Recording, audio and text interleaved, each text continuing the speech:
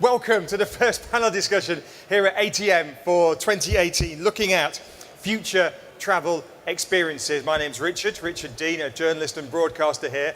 I'm going to be the moderator for the next 55 minutes or hour or so. And here's the situation. The way in which we travel and experience travel is changing, and that's partly through technology, but it's more than that. It's about demographics, it's about tastes, it's about habits, and it's about spending patterns. And that's all cool, but it does in some senses create challenges and problems, particularly if you think about it in a place like Dubai, which has such successful players in aviation, in airports, airlines, hotels, that are perhaps based on traditional business models, but those business models are being challenged.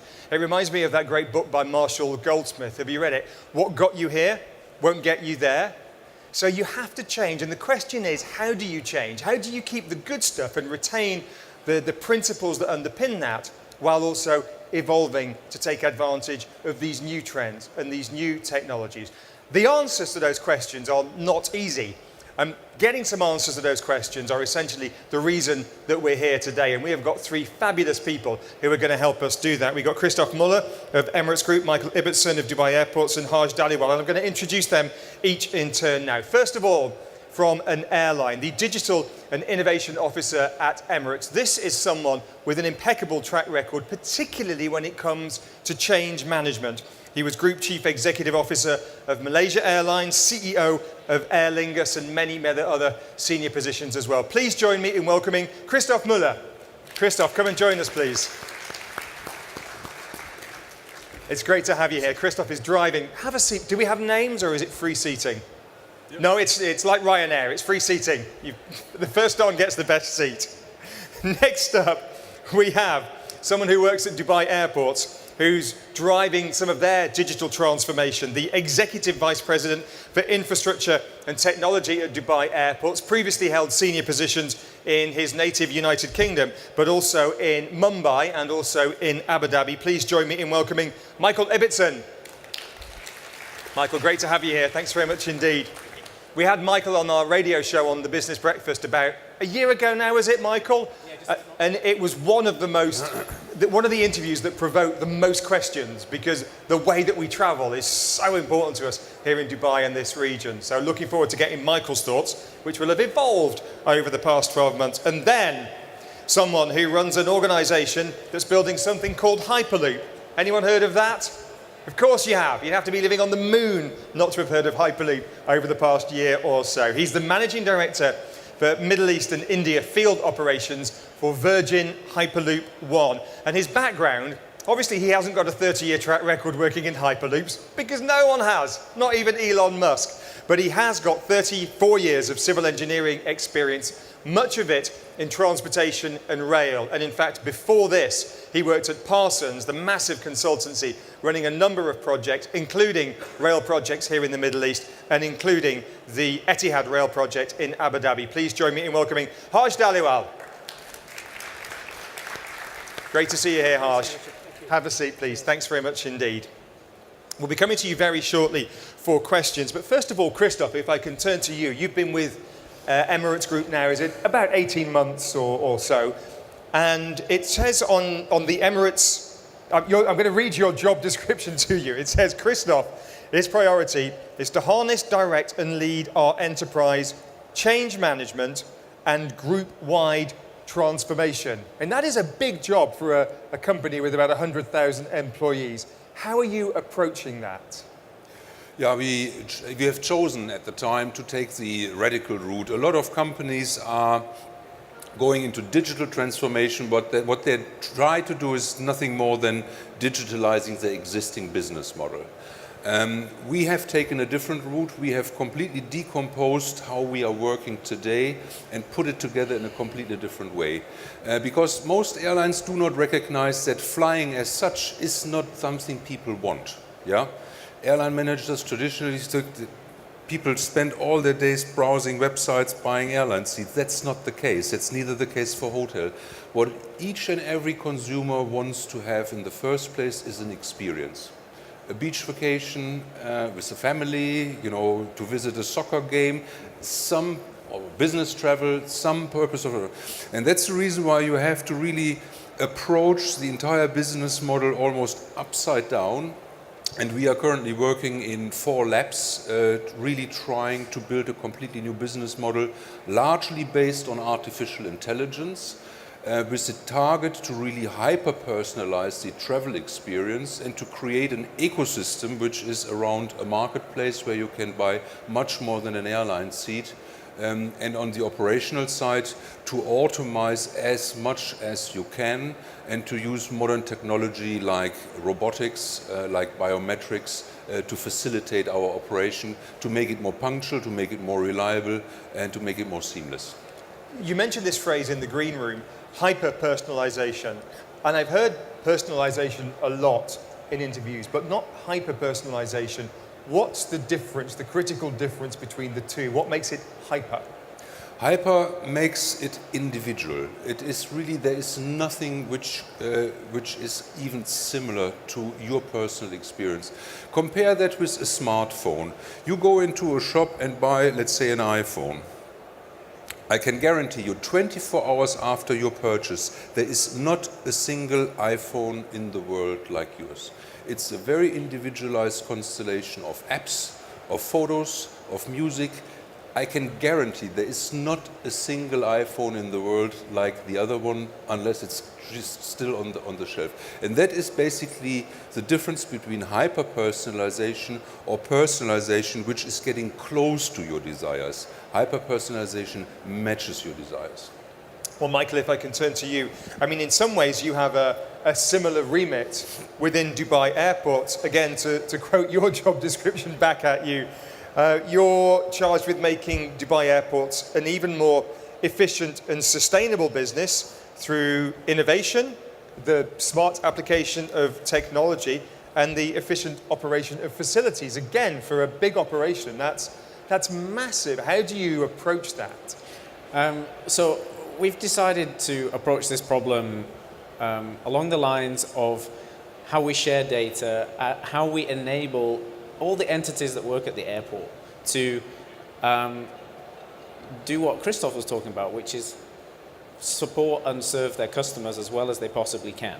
So, for example, we've run projects like we have this fantastic app that's used by about 8,500 of our staff.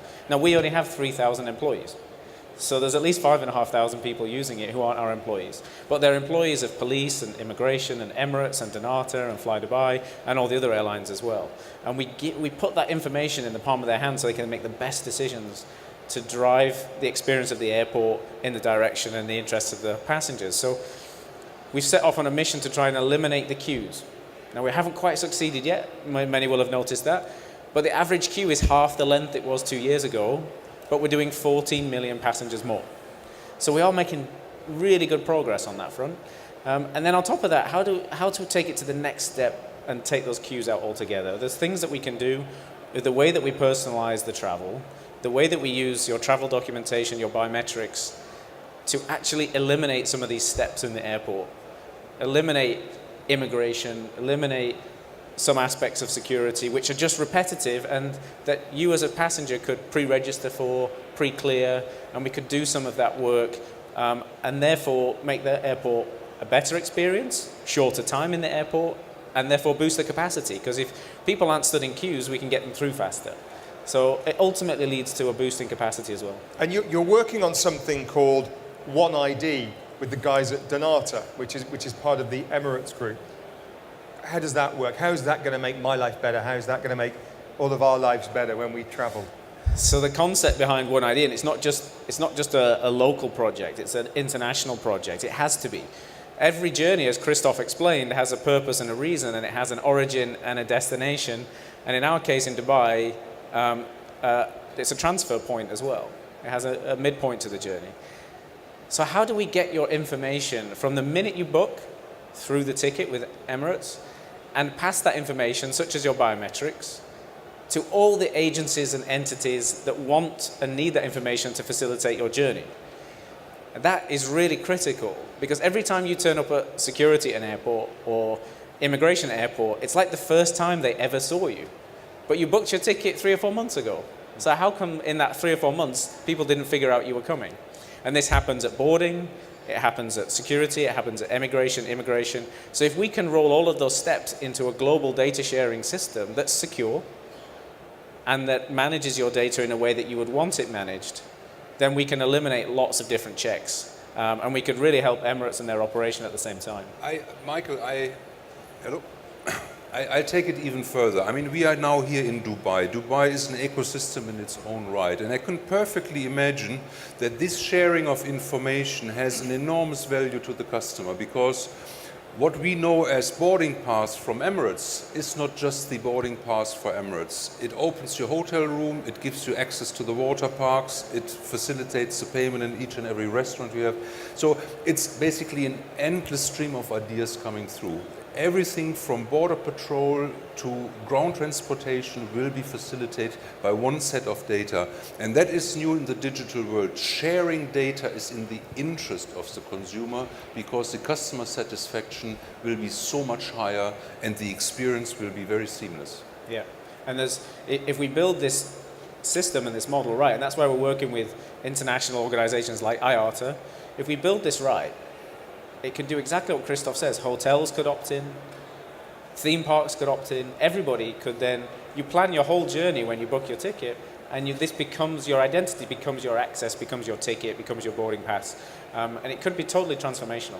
I mean, I've got a whole bunch of questions about A, security, and B, ethical use of data, and I'm sure you have answers to those. But Harsh, if I can bring you in first of all, working for Hyperloop, or Virgin Hyperloop One, for both Christoph and Michael, they've got big established organizations with large infrastructures and big payrolls that they have to change.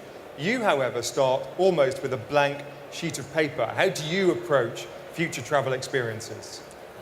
Right, okay, I think that's an advantage. So starting off with a blank sheet of paper, it was the first time in over 100 years that we have given an opportunity to create a new mode of transport. And that mode of transport is Hyperloop. The technology has been around in its individual components for a long time. What we're doing is bringing it together. And the best way to describe that is what we're doing is we're taking space engineering, aerospace engineering, and high-speed railway engineering and merging it all together into Hyperloop technology. So starting from a blank sheet enables us to do something which has never been done in the past, and that is put the passenger first. Really start with what is it that when you guys go and you start traveling, and now I'm going to start talking about as a tourist, as an individual, not as a commuter, okay? But we're talking about tourism. Now, when I start traveling and I want to go on holiday, guess what? I tend to go somewhere and I arrive there and I stay there, yeah? What we at Virgin Hyperloop One are doing is complementing what my colleagues here are doing in the airline industry, and that is bringing people in from long distances, but when they're here, we want to open up the region. So when you're in Dubai, I want you guys to be able to access Riyadh, access Muscat, be able to go to Jeddah, and really explore the region, but not at the expense of your time. I want to give time back to you so it's a holiday. So in an hour, you'll be able to go to Riyadh, back again in the same day. Yeah?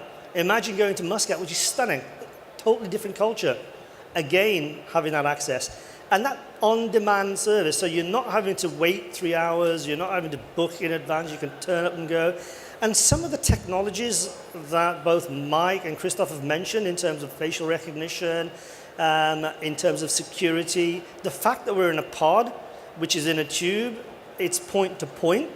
That means every individual pod will be programmed to go to that destination, doesn't stop anywhere else, enables us now to sort of work with the airlines, work with the airports, but at the same time provide the traveler absolute control. And that means you have apps on your phone. I mean, we've already developed an app, by the way, which starts giving you a flavor of what's going to happen in 5-7 years' time. And that was showcased at CES in Las Vegas. And for the first time, it gives you the power, you the control. So you can actually look at whether it's an airline, whether it's a high-speed train, whether it's a road-based transport. But at the same time, you can also see and compare Hyperloop travel. And that, to me, I think, is really putting the traveler, putting you guys back at the heart of what travel is about. I've got loads more questions, but I'm going to throw it open for a first round of comments or questions from the audience. Who's got the first comment or question? We have one at the back here. Thank you very much indeed. If you can give us Your name, please, and then your brief comment or question.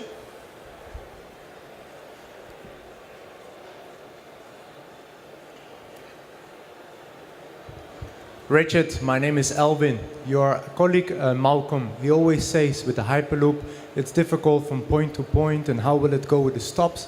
Why not the Hyperloop from the airport to the other airport in Dubai? It would be great for Emirates and for all of them. When will that be happening? When will we see this?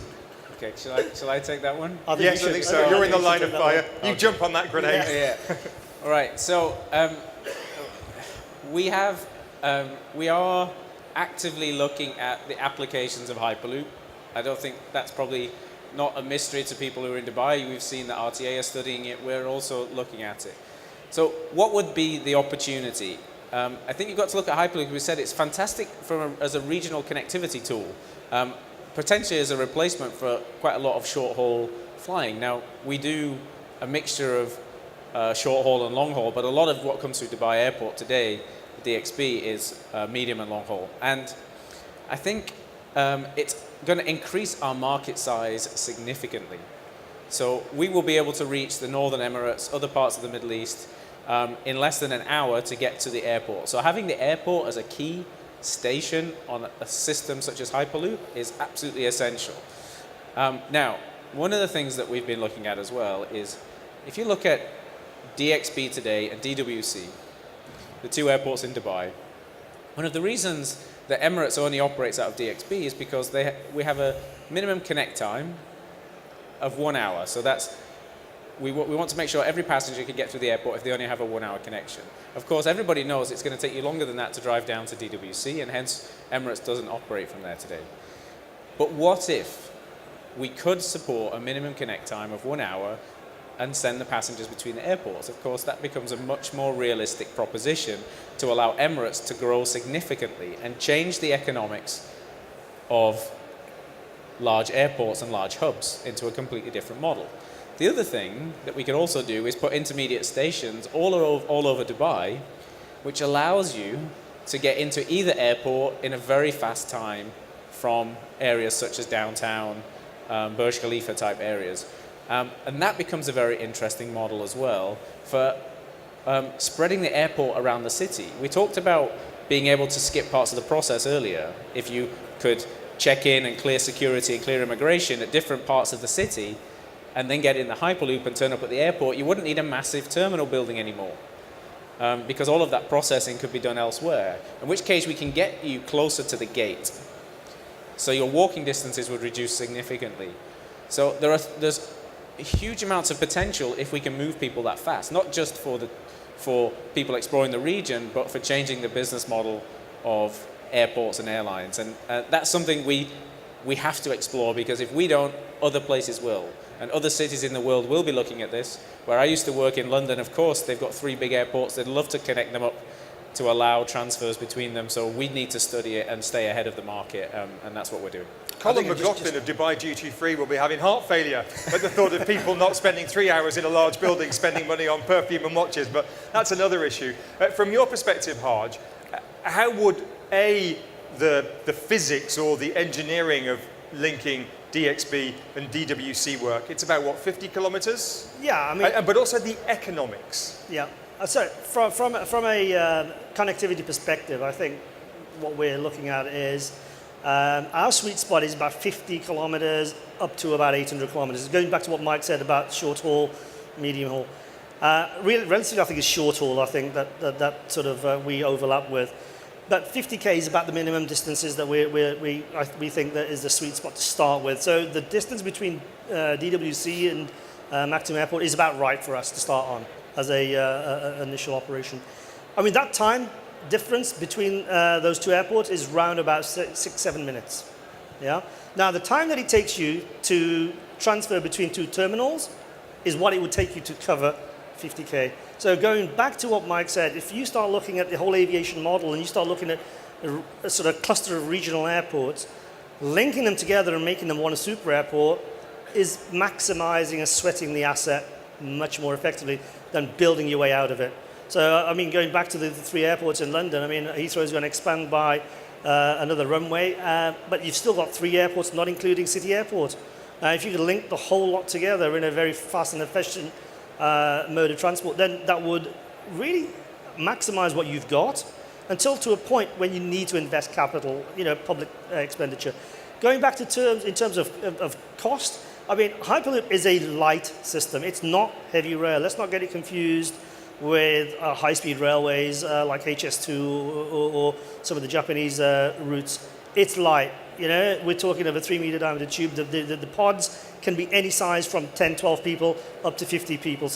But we can push these through at very close intervals. We can push these through at 10-second intervals, so we can get the capacity, so we can drive that cost down. We're still looking at how we can drive that cost down in terms of looking at composite structures, because the cost is in the tube, not really in the relative infrastructure itself. So we're aiming to be at least 2/3 the cost of a high-speed rail system, so significantly lower in cost terms overall. Couple that with smaller stations, because people will be coming in and going, they're not going to be wandering around so much. I think then overall there is a significant saving.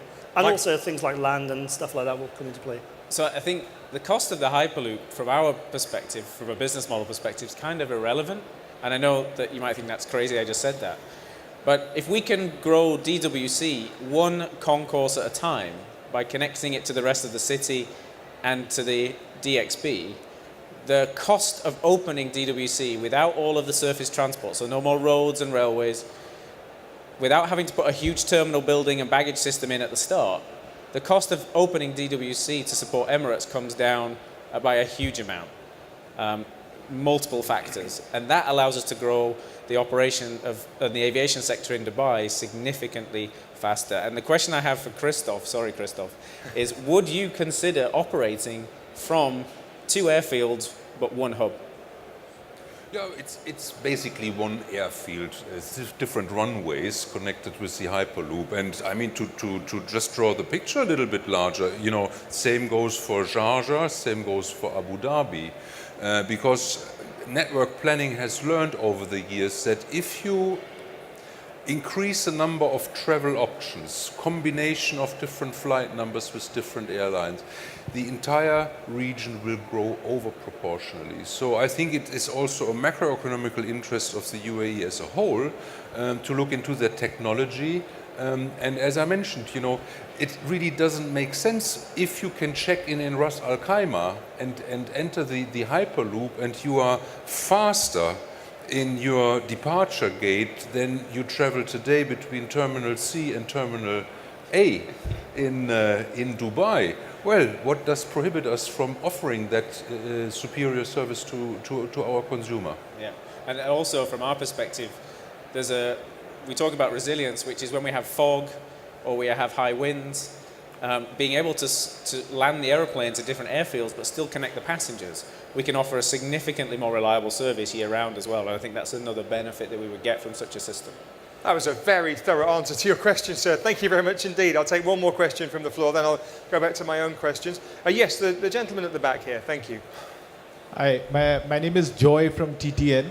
What I want to ask Christoph and maybe Michael is the sharing data and what has happened with Facebook and all the sensitivity about it. How are you guys looking at that? Shall I get off? Yes. You go first. Yeah, no, I believe it's a very good, I expected that question in fact, right? And it's about private data. It's not so much private data. My personal belief is you are basically filling a profile to the degree you feel comfortable with. So if you want to share with us what are your preferences with regard to food, what are your preferences with regard to in-flight entertainment, would you prefer a window seat as opposed to an aisle seat, what kind of ground transportation do you prefer, in what parts of the world, is it Uber, is it a limousine service, and so on and so forth, you will enable us really to serve you better and to make you better bundle offers. So that is one thing. Now, abuse of data, that I believe will be a credential of a successful online or digital company in going forward, that you are a trusted internet brand. And most probably you do electronic banking, you share most probably some data with your health insurance. These are trusted brands for you. is Facebook a trusted brand for you, or has ever been a trusted brand for you with regard to personal data? Most probably not, because you give your consent when you sign up to Facebook that this data is shared. So most probably we have to all increase our sensitivity with regard to what box we ticked in the past. But I believe, at least we approach it from the Emirates point of view, that if we can strike that deal with the end consumer, the more you want to share with you, the better the service offering will be, that this will in the end prevail as an argument. I think there's also a really important point here about what's the commercial drivers behind the data. So with Facebook and all the stuff we've heard recently, remember that you are the product. Facebook is selling your data to advertisers. The drivers we have is to use your data to improve a journey that you've paid us for, so as a consumer. So we have a greater responsibility and interest in protecting that data than Facebook does.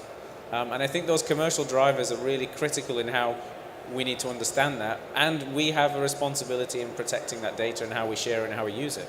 And most of the stuff we do at the airport to pass back information to our business partners, it's all anonymized anyway. We're talking about flows and numbers and volumes of people, not their actual individual identities.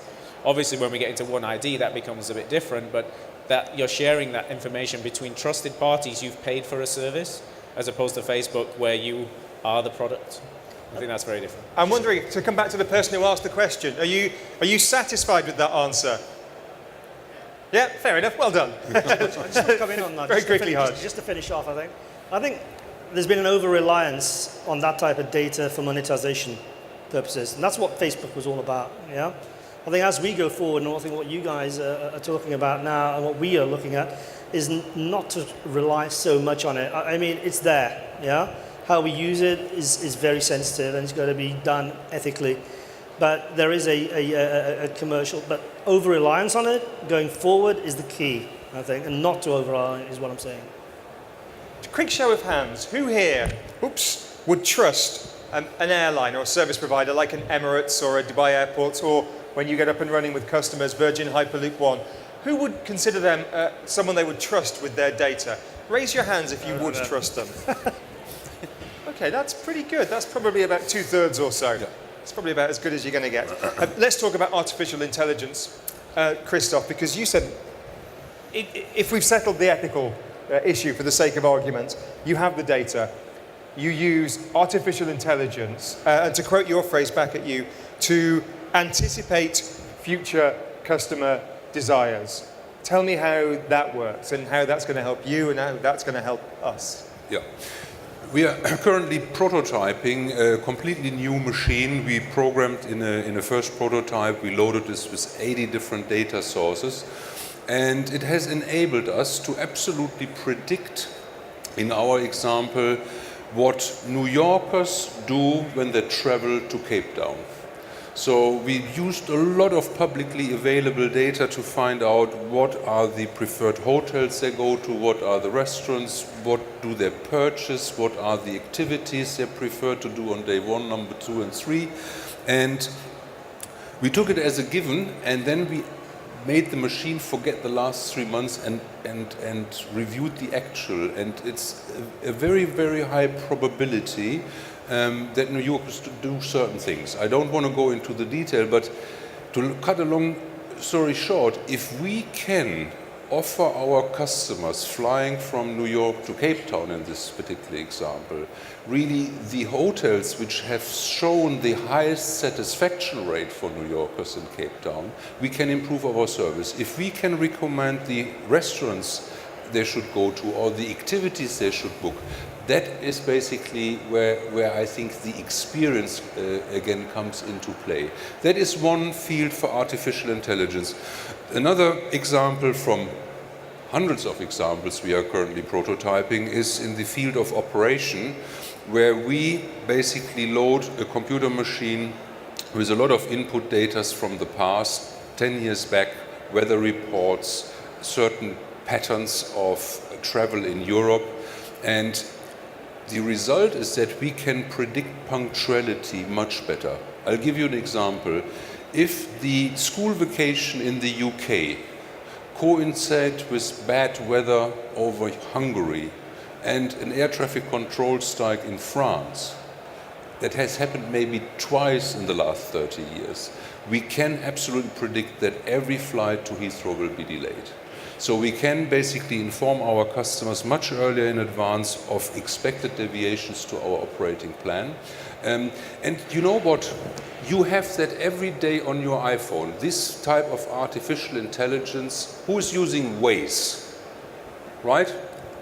Waze uses historical patterns of traffic jams on the Sheikh Zayed road to predict what your probable travel time from the marina area to the airport is. They don't wait until they have the actual data, but they take historical patterns. And that makes the whole thing much more predictable. So to the same degree, you can time better your departure time in marina if you want to be at the airport in time. We will use this artificial intelligence to inform you when we push back in Seattle what is our estimated arrival time in Dubai and which is the gate where we will arrive. So these are just two examples, one from the revenue side, one from the operational side, where we believe artificial intelligence, machine learning, cognitive elements will be really a game changer to our business model. And then a similar question, Harj and Michael, to you. Clearly you're going to be using Harj, artificial intelligence, machine learning in ways that I can't even think of. You're relatively new to the organisation, aren't you, to Virgin Hyperloop One? You joined, was it late last year? Yeah, well, it's a year. Well, whatever. Yeah. What surprised you or impressed you or made you take a sharp intake of breath in the way that this organisation is using this advanced programming? I would use the term frightened. I mean, sitting in LA, and because our innovation campus is there, and I look at the way we're using it. So our transportation system is going to have very minimal reliance on human interface. And more importantly, there's a number of areas that I'll come on to. But first of all, cutting the human out means that the system can adapt. It also gets linked into smart city data. So what we're doing now is having a system that is monitoring everything around it. Yeah? So it's understanding what the traffic patterns are. It's understanding whether there's a big event on. It can automatically, using dynamic predictive modeling, increase headways, increase more pods into the system, decrease them, speed them up, slow them down. But it does it automatically, capturing data throughout the day, 24 hours, 7 days a week, 365 days a year. Yeah? Now, what does that do? We're already very energy efficient as a system. We're in a vacuum. You know, we've removed the biggest source of drag air. So now what we're doing is we're actually now using energy, so it changes, it fluctuates through the day depending on the demand of the city. That makes us a lot more competitive in terms of cost. That then gets passed on to the consumer. Yeah? So that's one way of using it. Another way of using artificial intelligence is the bit I mentioned earlier on, that's reliability. Yeah? So our systems, when you travel at 1,000 kilometers an hour, which is the maximum speed that we can go up, you know, any fluctuation in your infrastructure will have a bearing. Yep. We can adjust that through our own levitation systems and guidance systems. Yeah. So these pods that will be traveling at 10 seconds apart, to do that, they all have to be talking to each other simultaneously. That is autonomous technology. It's autonomous technology that you'll be using within 3-4 years in your own cars, yeah? But faster speeds, faster processing. What will happen is that, you know, a pod will go through, it'll notice that there is a track change. It'll automatically feed that back to the one behind it. That will adjust itself, it'll feed it back. So the system is continually monitoring itself, its behavior, without any interference from humans, without having to have someone go out there and check it, doing periodic inspections. And it's almost becoming a living, breathing sort of system in its own right. So that is the way we see it. That then enables us to have reliability going forward. Self-diagnostics, using AI, using robotics is absolutely crucial to efficient, cheaper transport as we go forward. Michael, I'm sure you've got thoughts on AI and robotics, but I'm particularly interested in the way that you're using biometrics. I mean, you're already using it, but the way that you will be using it in the future is extraordinary. And one of the things that I know we get a lot of feedback on the radio and a lot of people are excited about is biometrics when you don't have to stop. Because most biometrics now around the world, you have to stop and scan the eye or the fingerprint or whatever else it may be. But I know you're working on technology where we won't have to stop. Yeah. How, to what extent is that science fiction? To what extent is it science fact? And in what ways would it change the travel experience when we get there? All right, okay, that's a complex question to answer, and I'll try not to get too technical, but basically, biometrics on the move is something that I dabbled with in my previous role in London, and it's really difficult. And it's really difficult because as the database of faces, let's just say faces because it's easy to understand, increases in size, and the number of people walking past the camera that you're trying to detect, the amount of processing that you have to do in real time grows exponentially. So if you have 10,000 people you're expecting and you're trying to find their faces in the crowd, and that grows up to 20,000 and 30,000, the amount of processing power grows exponentially. So it is a problem that will get solved because processing power continues to increase and our ability to do that continually gets better. But there are 9 million people in the UAE. So to do arrival immigration based on the move biometrics, you would have to have a database of 9 million faces. And that is an extremely large amount. Now, you can do some clever stuff by understanding who's traveling and other things to reduce the size. But ultimately, you've got this challenge. So processing power will fix this in time. The exact technology to solve it today doesn't quite exist yet. And the best I've seen in this environment is about a 40% matching rate. So you send a whole bunch of people past the camera, and you've got all their faces in the background, and you get about 40% of them recognized. And of course, that's not good enough for what we want to do with it yet. But that's up in the last 4 or 5 years from 25%. So you can see that growth and progression is happening. So eventually, I think that will happen. And I think faces in a crowd, and we've heard the stories of recently of a man in China who was at a stadium and they picked his face out. But they were looking for just one face. They weren't doing it for they weren't looking for everybody's face to match everybody's face. They were just looking for one particular face in the crowd. So it was slightly easier for them. So that's the challenge we face. I think it will get solved. Artificial intelligence helps when you start to narrow down the database. But we are continuing to explore artificial intelligence and how it can help our operations. Christoph talked about predicting variability in the aircraft schedule. We do the same thing inside the airport. We do all kinds of exciting things with the baggage system already. Since the last 18 months or more, we've been tracking all the data of all the systems in the airport into one big analytics system.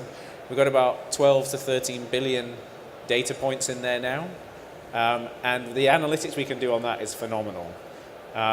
So we're already predicting whether the passengers will arrive at the baggage carousel first, or the bag will arrive first, which is quite exciting, to be able to send you a message to tell you your bag's already there, or what time exactly will it arrive.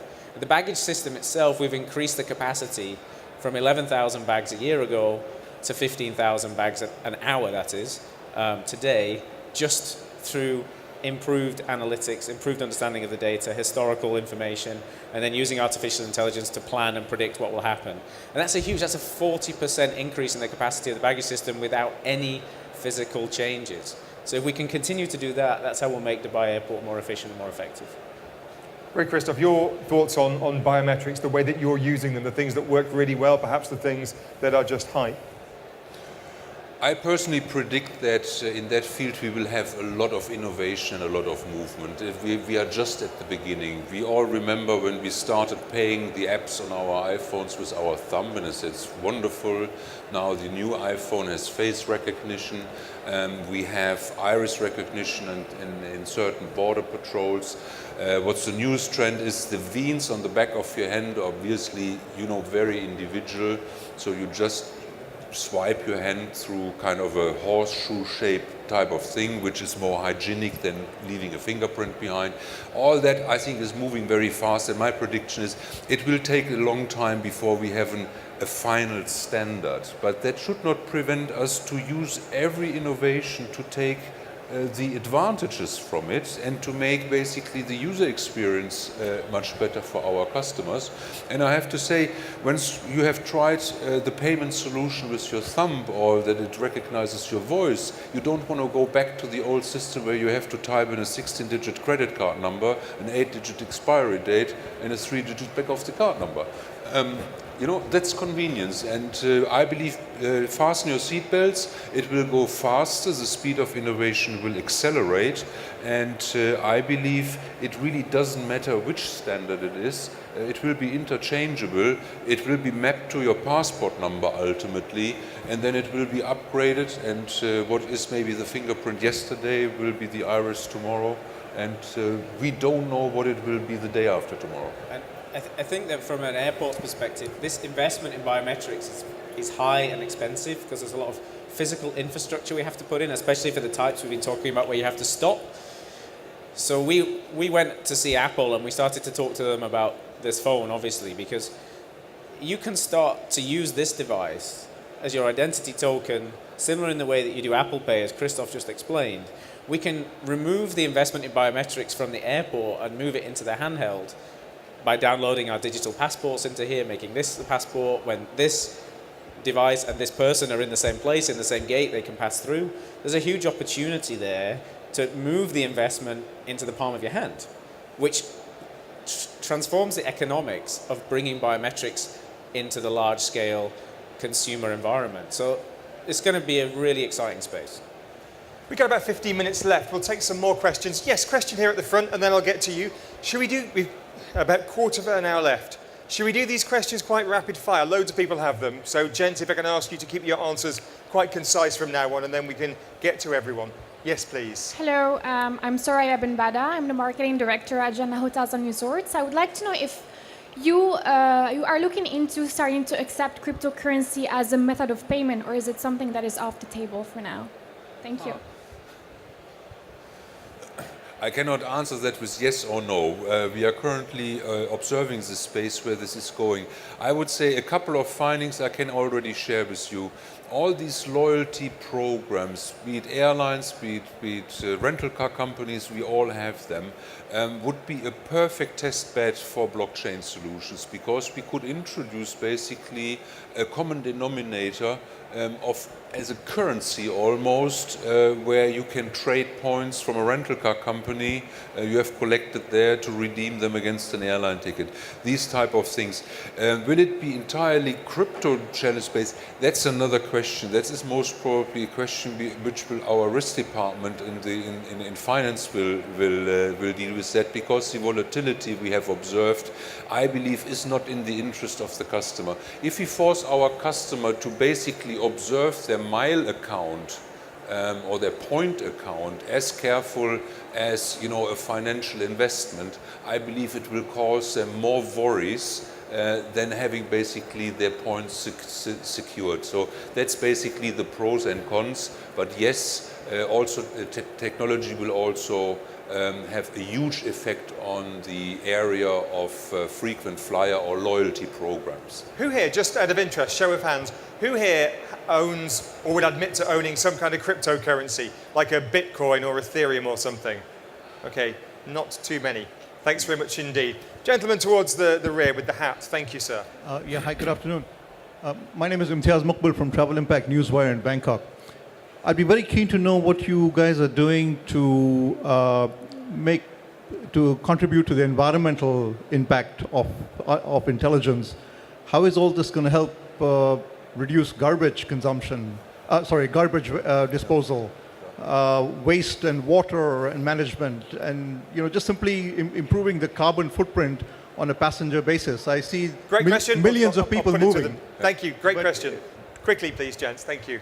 Yeah, no, we use, it's another use case of artificial intelligence. We use now the data, what our passengers consume on board, to much better predict what they're going to eat. And the precision with which we can do that, and also the finding that people drink different amounts of coffee on Monday as opposed to Tuesday, Wednesday, and so on and so forth, will enable us to reduce substantially the waste of catering, for example, on board.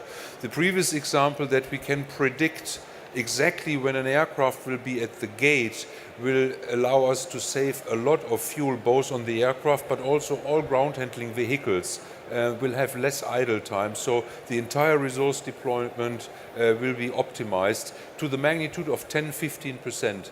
And that is, if you see our annual report, quite a substantial number in terms of fuel burn, in terms of carbon emission, and in terms of cost savings.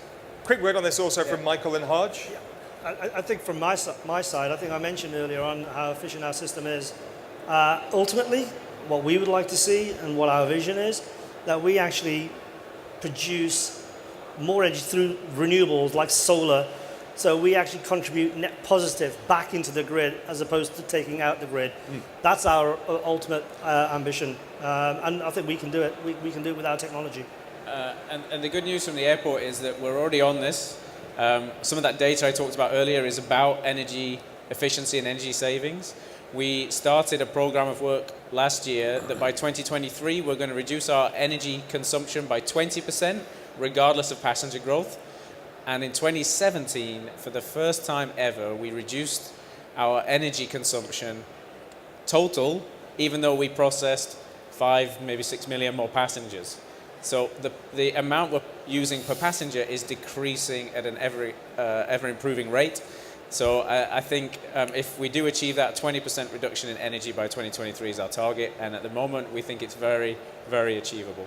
Thank you. Great question. Yes, please, sir. Thank you, Richard. So we are hearing all these welcoming technologies and truly welcoming about AI and robotics and Hyperloop and self-diagnostics. But I'm worried about who's planning or thinking about its impact on jobs generally worldwide, because we are eliminating a lot of human contact. Who is compensating? Who's worried about that? Me, because Alexa will be moderating this session this time next year probably. But more seriously, I mean, I guess the most labor-intensive of all of these industries is yours, Christoph. The aviation industry has traditionally been very labor-intensive. And for Dubai, that's a good thing. You employ lots of people, they spend money in spinnies, they buy Toyotas. Well, I mean, opening remark would be we are in the service industry, and what I believe will never be replaced by a robot or by a machine is really the empathy with which we serve our customers. So we are in the service industry, and the good news is we want to stay there, and we will still physically serve our customers across the added value chain. Second remark is what is known as the Excel phenomenon was caused mid-80s when Microsoft introduced Excel. And that led to an overproportional job loss for bookkeepers. It plummeted, really. There's a graph, it went down over 3 years, they basically all lost their jobs. But what was gained in the introduction of a completely new profession, the profession of the analyst, was double the job losses. So what I'm saying is we are responsible to protect our employees' jobs, not their current job protection. What we have to do, so, is we have to invest really in training them up for the challenges of the new life. It might require a different skill set, and we cannot just let it happen. We have to anticipate and train it up in order to prevent that the total number of employees go down. Yeah, I think from our perspective, it's a very similar story. Technology should improve customer service by augmenting the human interaction, not replacing it. I personally really detest those robots that drive around and talk to you. I'd much rather talk to a real person. But what we've also found in the office environment, as we've gone around and made our baggage system smarter, and we have these cool devices that drive around the baggage system, smart trays that record everything that's happening, like a pretend bag, but record all the data and everything that's happening. What we've seen is in the other roles, the high-skilled roles about managing these robotic devices or these smart trays or using the data analytics platform, the jobs have just been replaced one for one for us today. And we get the benefit because we were able to drive so many more passengers through the airport, but we didn't lose any jobs. And I think that's better for the economy overall. Quick word, Harj? Yeah, quick word. I look at it slightly differently. I think with the brand new technology, we are actually creating more opportunity. I think by providing better accessibility, you're opening up more opportunities for people within the region. In fact, as an employer, by actually creating mega regions out of a single larger city, you actually are searching in a pool 10 times larger than what you are actually currently able to access. And there's data that we've got. So for me, it's creating opportunity. It's creating opportunity for people in Riyadh to be able to come to Dubai, Dubai to go to Riyadh. So for me, I think, and then also in brand new technology in terms of high-tech jobs, manufacturing, industrial manufacturing, design, and so on. So I think from us, it's creating opportunity. Yeah, if you look on our webpage recently, we've been on a hiring spree for my department for about 40 to 50 people who are all data scientists, integration experts, that kind of role. So, you know, it brings in other jobs. So tomorrow morning on the Business Breakfast, my radio show, this morning, one of my colleagues was talking about a robot in Singapore that can assemble an IKEA chair in 20 minutes, 23 seconds. And I said, I could do it quicker than that. So tomorrow morning, IKEA are bringing in a chair, and we've got to figure out. So we'll know this time tomorrow. Yes, please, let's take 2 or 3 more questions. Hi there, my name is Brian, I'm from New York. And my question is, you know, how do you bridge the gap when you have all of this personalization happening here and all these new technologies, but then there are parts of the world where we're lucky if the roads work or the, you know, the basic functionalities are in place. How can you serve everyone globally when there's such a gap with the technology that exists? Well, again, Christoph, yours is the most global business. Can you please repeat the last sentence? The question was about artificial intelligence is all well and good in a place like Dubai, very sophisticated. Yeah. But how do you apply these ideas in places where, I think your phrase was, where the roads don't even work properly, in developing or poor nations? I believe that is a misbelief. What I have experienced in what we still call the emerging markets, and I travel a lot in these parts of the world, you know, that the density of 4G networks is exceeding often places like the United States, the UK or Germany. And insofar the literacy with regard to mobile is much more advanced in the emerging markets. A country like Malaysia, for example, in average every adult has 2 smartphones there, and the intensity with which they use them is exceeding those of the developed world by far. So I believe that might look on the surface that is behind, but they will overtake the old world very, very rapidly. That's my prediction. Yeah, I think entrepreneurs will find a way, right?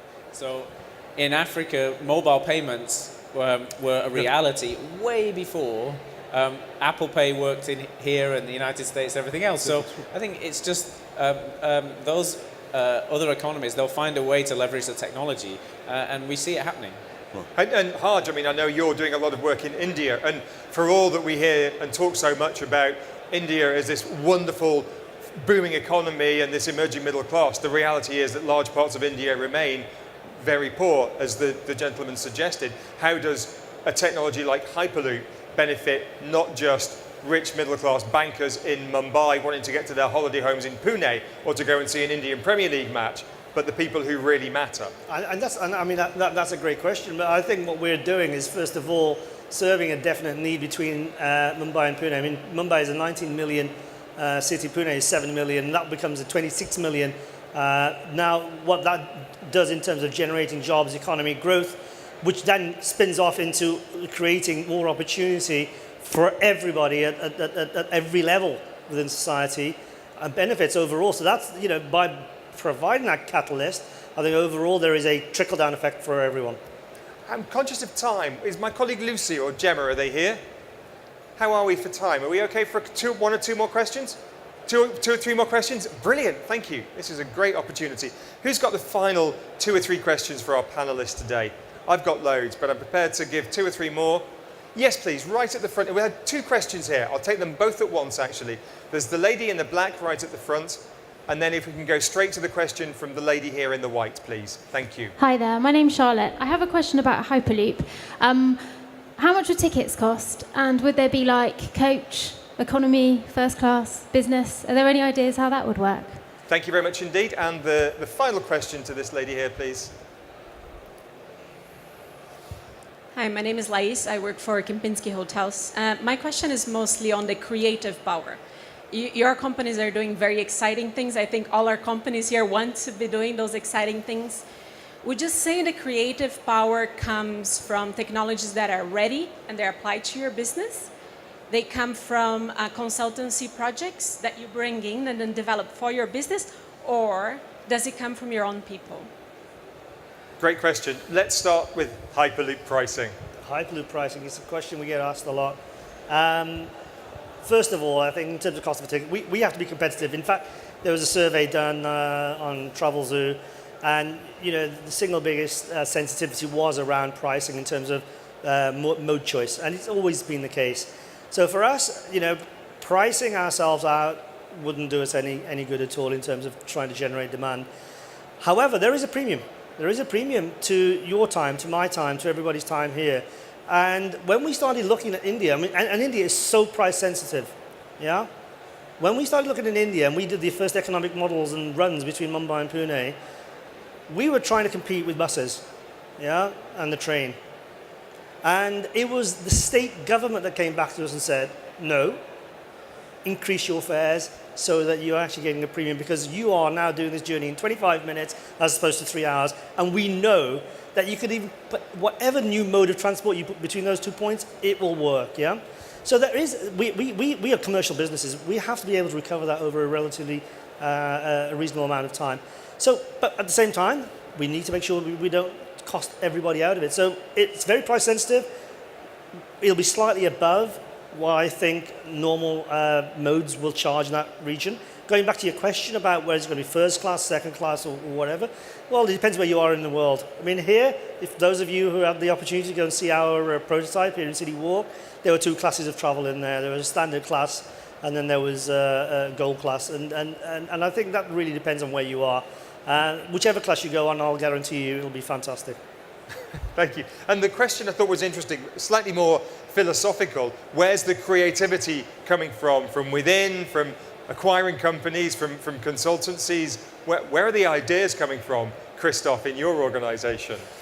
Yeah, well, a lot of people try to rent a loft and throw a couple of beanbags in there, and then they hire people and say, be creative and be innovative. Doesn't work. The answer is, in our case, the innovation, the creativity came exclusively from our own people. But we had to do 2 things. We had to create an ecosystem with which they could generate these ideas. And these are 2 things we have to provide. We apply design thinking methodology, and we work exclusively agile. So basically very time-boxed, very disciplined in permanently changing mixed teams in so-called design sprints. And in the framework of our first design sprints, we generated more than 500 ideas. We then clustered in these 3 major schemes I explained at the beginning. But yes, the answer is our own people exclusively. We do not work with external creative agencies or consultants. So we have a similar thought process as well, which is our own teams, our own people know the airport best and can do some of that critical thinking. However, there is one extra thing that we have, which is you guys, the customers of the airport. We have this feedback list that tells us what people think is the worst part of the airport experience, and we go after that, and we set challenges to solve that. So a couple of years ago, I think everybody will agree our Wi-Fi was terrible. So my colleague Abdul Rahman sat in the front row here. We gave him the challenge, making it the world's best Wi-Fi product that's ever been seen in an airport. And then a few months later, it was delivered. So the customers, if we listen to them, they can give us the things that we need to go and work on. And then the internal teams, they go and find the solutions for us. So there you have it. Have more rants on Twitter next time you're going through the airport, because Michael really is watching. We're going to have to wrap it up there. Fascinating discussion. First of all, thanks to you. I asked at the beginning for loads of questions from the get-go, and you delivered. So thank you very much indeed. I appreciate that. And also to our panelists today, to Harj from Virgin Hyperloop One. Thank you very much indeed. To Michael from Dubai Airports, and to Christoph from Emirates. Really appreciate your time. Thank you very much indeed. Thank you.